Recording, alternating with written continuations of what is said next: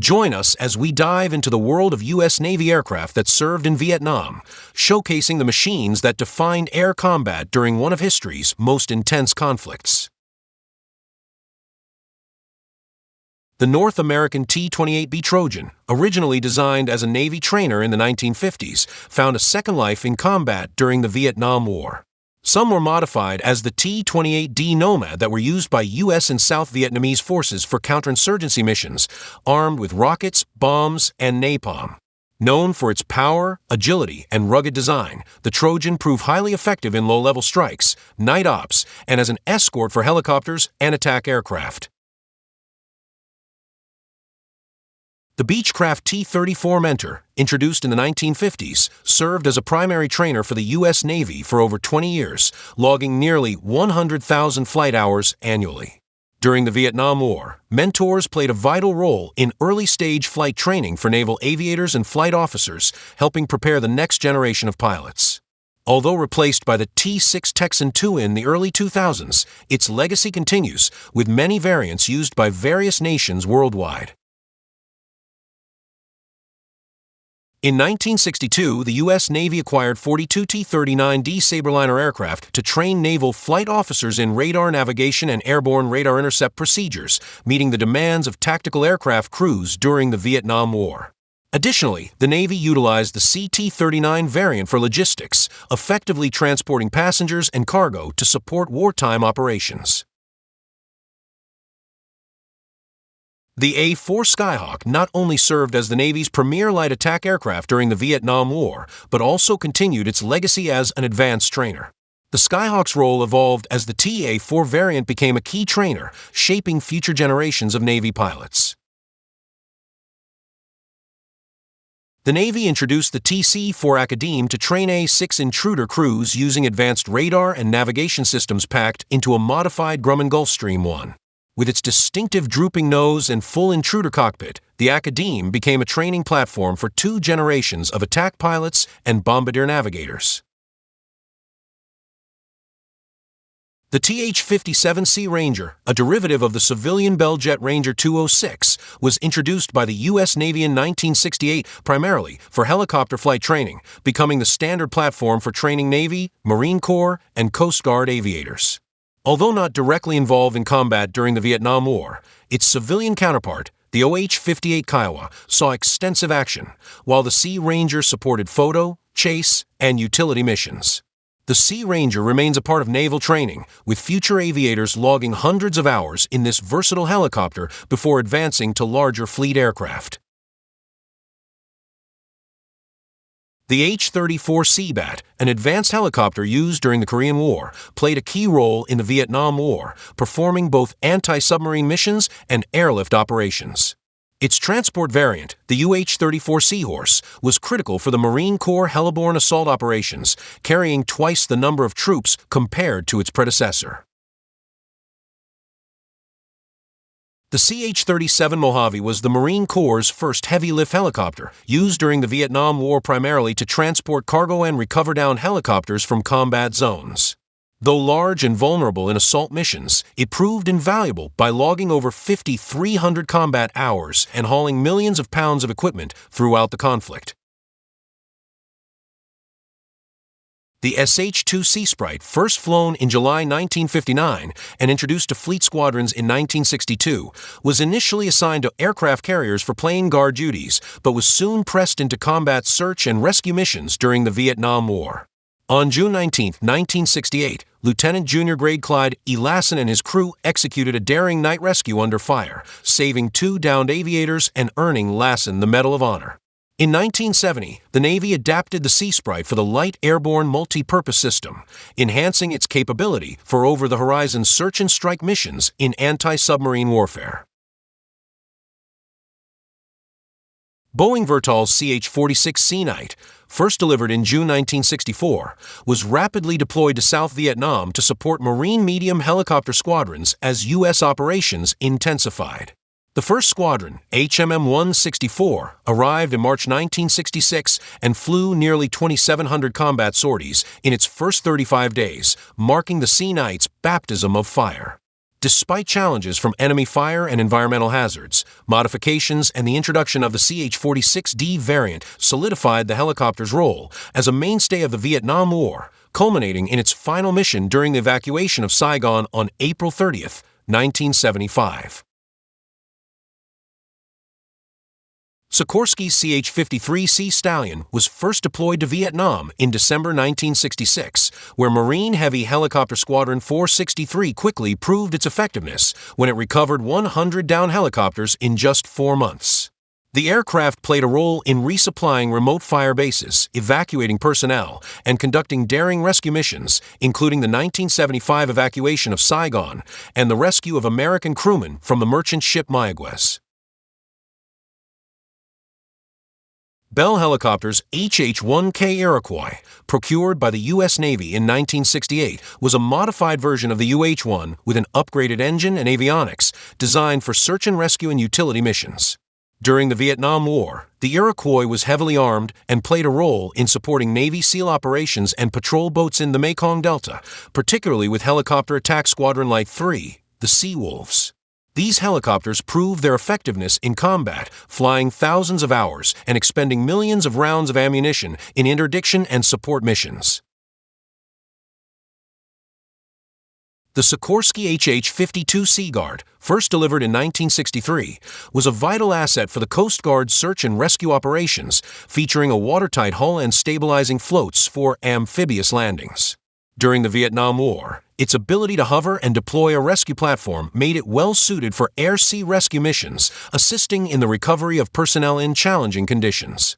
The aircraft remained in service for nearly 25 years, accumulating thousands of flight hours and saving hundreds of lives. Martin's SP-5B Marlin, originally designated P-5M, played a role in coastal surveillance during the Vietnam War as part of Operation Market Time, helping to prevent the flow of supplies into South Vietnam. The aircraft made history when the museum's example conducted the last operational flight of a U.S. Navy flying boat on November 6, 1967, marking the end of an era in naval aviation. The S-2F Tracker, developed in 1952, became the Navy's primary carrier-based anti-submarine warfare aircraft, integrating both detection and attack capabilities into a single airframe. During the Vietnam War, the Tracker played a role in maritime patrol and surveillance, monitoring Soviet surveillance submarines and supporting naval operations. The O-1E Bird Dog served as a forward air control aircraft in Vietnam, marking targets with signal rockets and directing air strikes, while also conducting observation missions along convoy routes. Despite its vulnerabilities, the aircraft remained in service until it was replaced by the Cessna O-2 and North American OV-10A. One of the most remarkable moments in its history occurred during the 1975 evacuation of Saigon, when South Vietnamese Air Force Major Bung Lai successfully landed his Bird Dog on the USS Midway, securing his family's escape. The OV-10 Bronco, first flown in August 1967, was a versatile observation and light attack aircraft used by the U.S. Navy, Marine Corps, and Air Force. The Navy's Light Attack Squadron 4, known as the Black Ponies, operated the Bronco in Vietnam from 1969 to 1972, providing fire support for Marines, SEALs, and riverboats. Despite losses, the aircraft proved highly effective in interdiction missions, and after the war, remaining Navy Broncos were transferred to the Marine Corps, where they continued to serve into the 1990s. Lockheed's P-2V Neptune served as a long-range maritime patrol aircraft during the Vietnam War, conducting anti-submarine warfare and coastal surveillance missions to support naval operations. Its endurance and versatility made it a valuable asset in monitoring enemy movements and interdicting supply routes throughout the conflict. The Lockheed P-3 Orion played a vital role in Vietnam by conducting Soviet submarine surveillance and maritime patrol missions. As part of Operation Market Time, aircraft from Patrol Squadron 46 performed coastal surveillance to interdict enemy supply routes and support naval operations. Its advanced detection systems and versatility made it a cornerstone of U.S. Navy patrol efforts throughout the conflict. The AD-5N for electronic countermeasures played a role in Vietnam by detecting and jamming enemy radar to protect strike aircraft. Operating from carriers in the Tonkin Gulf, Skyraider detachments launched ahead of strikes, using jamming equipment and chaff dispensers to disrupt enemy targeting systems. The aircraft's final combat mission occurred on December 27, 1968, with its last carrier deployment aboard USS John F. Kennedy in December 1969. The EA-3B Skywarrior, adapted for electronic reconnaissance, played a role in Vietnam by gathering intelligence and monitoring enemy radar activity. Its electronic warfare capabilities helped protect strike aircraft and naval operations, making it a valuable asset throughout the conflict. The E-1 Tracer, the Navy's first carrier-based airborne early warning aircraft, played a role in Vietnam by detecting enemy aircraft and coordinating defensive operations. Operating from aircraft carriers, it provided vital radar coverage to support strike missions and enhance situational awareness for naval forces. The EA-6B Prowler entered U.S. Navy service in late 1971 and saw its first combat missions over North Vietnam during Operations Linebacker 1 and 2. Building on the earlier EA-6A Intruder and equipped with advanced tactical jamming systems, the Prowler provided critical electronic countermeasure support to suppress and confuse increasingly sophisticated North Vietnamese air defenses. Its deployment marked a significant evolution in naval electronic warfare, ensuring the survivability of strike aircraft during intense bombing campaigns. The RA-5C Vigilante, originally developed as a supersonic nuclear bomber, was repurposed into a high-speed reconnaissance aircraft and saw extensive combat service during the Vietnam War. Equipped with advanced sensors and electronic countermeasures, it conducted critical pre- and post-strike reconnaissance missions, often deep into heavily defended areas. The aircraft's high-risk role resulted in the loss of 18 vigilantes to enemy fire, the highest loss rate of any Navy aircraft in the conflict. Vaught's RF-8 Crusader, a photo-reconnaissance variant of the F-8 fighter, served extensively in Vietnam, flying hazardous low-level missions to gather crucial intelligence over enemy territory. Its speed and agility made it a vital asset for pre- and post-strike reconnaissance, often providing the only visual confirmation of target damage in high-threat environments. The A-1H Skyraider played a vital role in Vietnam, initially participating in the first strikes against North Vietnam following the Tonkin Gulf incident in August 1964. Its ability to carry heavy ordnance and provide close air support made it invaluable until 1968, when advanced enemy air defenses rendered it too vulnerable for frontline attack missions. The aircraft continued serving in electronic countermeasures and search and rescue roles until 1972, after which remaining units were transferred to the South Vietnamese Air Force. The A-4E Skyhawk, known as the Tinker Toy for its compact design, was a workhorse of naval aviation during the Vietnam War, flying more combat missions than any other naval aircraft. It participated in the first strikes following the Tonkin Gulf incident in August 1964, with Lieutenant J.G. Everett Alvarez becoming the first naval aviator taken prisoner after being shot down.